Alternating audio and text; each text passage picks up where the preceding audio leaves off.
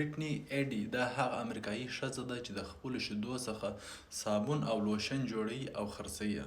دې ته د خپل شیدو څخه د لوشن او صابون خرڅولو ایډیا هغه وخت په مغز کې ورولوېدله کله چې دې خپل ماشوم یا کوم اولاد چې دی هغه به په شیدو موړ کړي، دغه باوجود به د دې شیدې زیاتې ولې نه به خلاصېدلې. دې به حتی خلطې به یې رانیولې، خپلې شیدې به په یخچال کې کښېښولې، دغه باوجود د دې شیدې زیاتې ولې. بری چې فکر وکړي چې ولې نه صابون جوړ کړم، لوشن جوړ کړم، کاروبار به م وکړم، خپل اولاد به م موړ کړم او پیسې به م وګټم.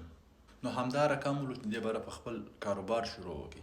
دې چې کله په کاروبار شروع وکړي د ټول د مخه د دې کوم همسایګان چې ول هغو د دې صابونونه او لوشنونه رانیول، بیا خپل پر انټرنټ باندې ویب سایټ جوړ کړي، باره حتی د نیویارک، د فلوریډا، نه پوهېږم کوم ایالتو د امریکې مختلفو ایالتو څخه دې ته کمانډونه راتلل، آډرونه راتلل او د دې صابون به یې رانیوی، د دې لوشن به یې رانیوی.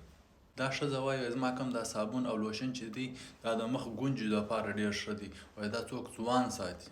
دا د خپلو شیدو کوم 6 دانې صابونونه چې دي هغه په $10 خرڅوي او لوشن چې دی یو لوشن یې په $15 خرڅوي.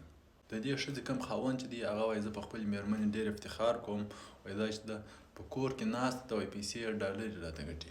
نو ستاسو په دې باره کې څه نظر دی؟ خپل نظر په کمنټ کې ولیکه، ویډیو درسره شیر کړه. تر بیا مو په پاک خدای سپارم.